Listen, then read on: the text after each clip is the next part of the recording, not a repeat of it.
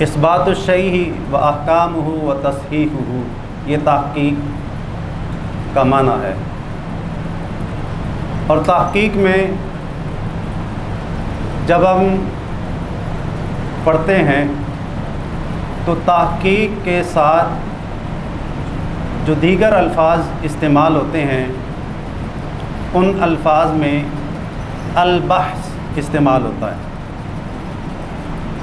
جہاں کہیں البحث تحقیق کی کتابوں میں استعمال ہو، اس سے مراد یہ تحقیق ہی ہوتا ہے۔ اور جب ہم انگلش میں آتے ہیں، انگلش کی تحقیق کی ریسرچ میتھڈالوجی کی جو بکس ہیں ان میں ریسرچ کا لفظ آتا ہے۔ سرچ تحقیق کو کہتے ہیں، ریسرچ تحقیق میں پھر تحقیق کرنا۔ یہ میرے خیال میں آج کے دور کے حساب سے بڑا زبردست تحقیق کا جو انگلش معنی ہے بڑا زبردست ہے، ریسرچ۔ اس لیے کہ تحقیق یہ انتہائی مشکل کام ہے،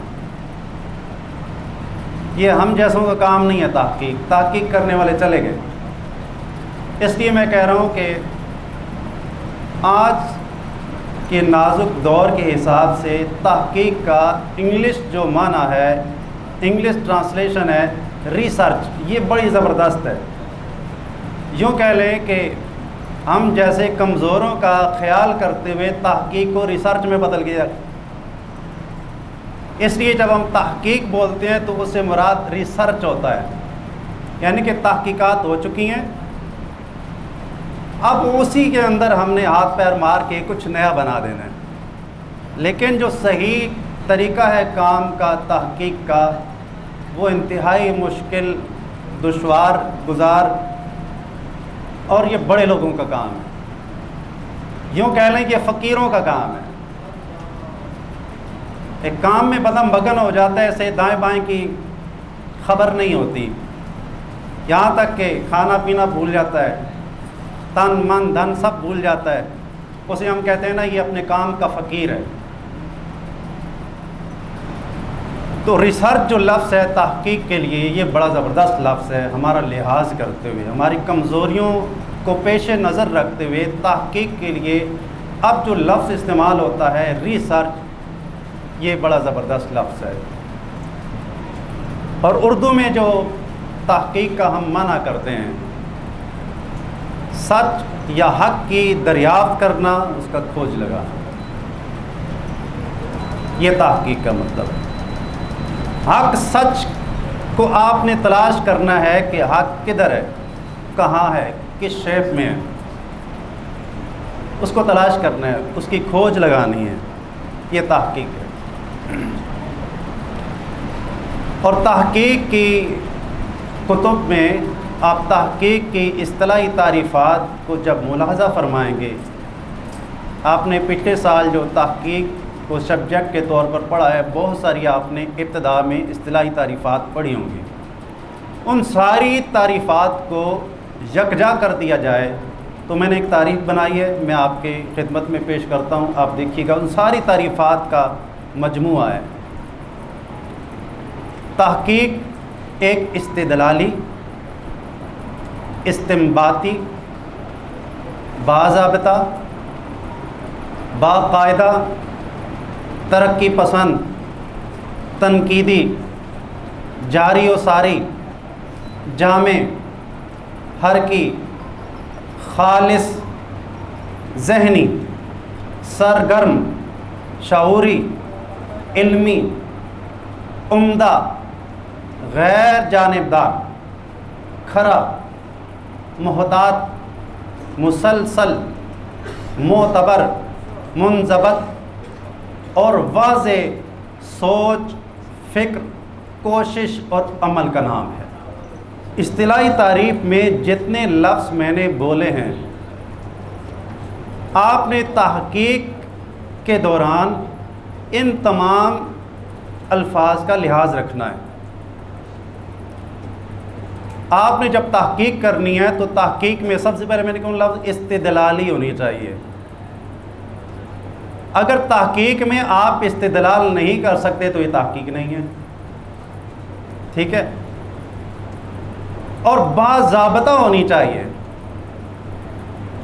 باضابطہ، ضابطے کے تحت، قانون کے تحت جو باقاعدہ قانون بنایا گیا، تحقیق کا اصول بنائے گئے ہیں، ان اصولوں کے تحت ہونی چاہیے۔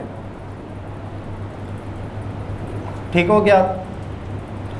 اور اسی طرح تنقیدی نقطۂ نظر سے ہونی چاہیے۔ اب تنقیدی کا یہ مطلب نہیں ہے کہ آپ کسی کے جب عیب نکالتے ہیں، کسی برا بھلا کہتے ہیں، تنقید اسے بولتے ہیں، نہیں۔ تنقیدی کا مطلب ہوتا ہے کہ کسی کام میں اچھائی یا برائی ہے، دونوں آپ بتائیں، اس حوالے سے اس کے اندر خوبیاں ہیں اور اس حوالے سے خامیاں ہیں، اور اس طرح ان خامیوں کو خوبیوں میں بدلا جا سکتا ہے وغیرہ۔ اور جو تحقیق ہے جاری و ساری، جامع اور مسلسل ہونی چاہیے۔ ایسا نہیں ہے کہ جناب آپ کہیں جا کے بریک لگا لیں، آپ کہیں کہ اینڈ ہو چکا، ایسا نہیں ہے، کہیں فل سٹاپ نہیں لگانا۔ آپ نے یہ نہیں کہنا تحقیق کے دوران کہ بس حرف آخر کے طور پر میں نے بات کر دی، اب دروازہ بند ہو چکا، نہیں۔ جو دروازہ آپ نے بند کیا ہے، لاکھوں دروازے اس کے پیچھے کھلے ہوئے ہیں، تو کبھی دروازہ بند نہیں ہوگا تحقیق کا۔ جاری ساری ہونی چاہیے اور مسلسل ہونی چاہیے اور جامع ہونی چاہیے، خالص ہونی چاہیے۔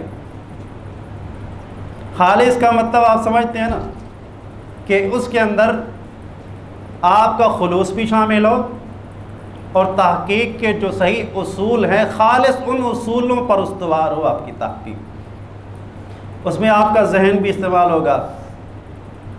پھر اس کے اندر کچھ ایسا بھی ہونا چاہیے کہ جو سونے والوں کو بیدار کر دے، سرگرم ہونی چاہیے، شعوری ہونی چاہیے، آپ کی شعور کی رگ بھی پھڑکے اور دوسروں کی شعور کی رگ کو پھڑکائے، تاکہ جو اس سے پہلے وہ سمجھتے تھے کہ اس پہ کام نہیں ہو سکتا، ضرورت نہیں ہے، وہ بھی اس پہ کام کرنا شروع کر دیں۔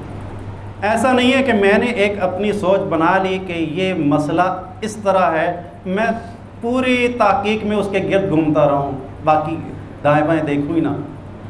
غیر جانبدار ہو، تحقیق میرے خیال کے خلاف بھی ہو جائے تو میں نے ادھر چلنا ہے۔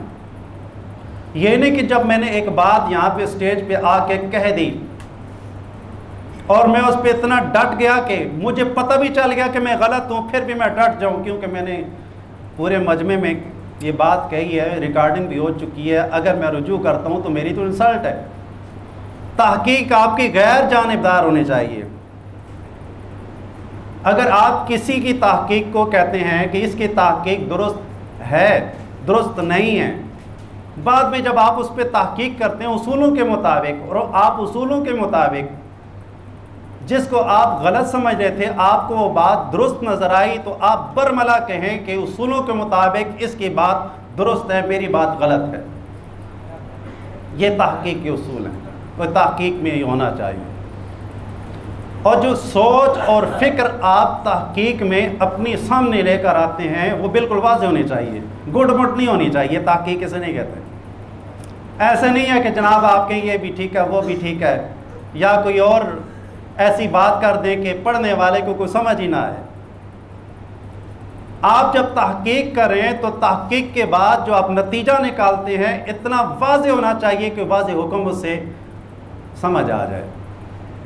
غیر واضح بات اس کا مطلب ہے کہ آپ نے تحقیق کا دروازہ کھٹکھٹایا نہیں ہے۔ اچھا، جو آپ کی جو کوشش ہونی چاہیے، کیونکہ تحقیق کوشش کو بھی کہتے ہیں، تو کوشش آپ کی کتنی ہونی چاہیے کہ آپ کو اللہ تبارک و تعالیٰ نے انسان ہونے کے ناطے، ایک مسلمان ہونے کے ناطے، ایک عالم دین ہونے کے ناطے جتنی استعداد، جتنی صلاحیت، جتنی طاقت اللہ تعالیٰ نے آپ کو عطا فرمائی ہے وہ ساری لگا دیں۔ طاقت ہونے کے باوجود، روپیہ ہونے کے باوجود آپ نے جیب میں ہاتھ ڈال کے 50 روپے کی آپ نے کتاب خرید کر اس کو دیکھنا گوارا نہ کیا تو آپ محقق نہیں ہیں، آپ نے تحقیق نہیں کی۔ تو تحقیق میں آپ کی کوشش شامل ہونی چاہیے، اور کوشش کتنی میں نے آپ کو بتا دی۔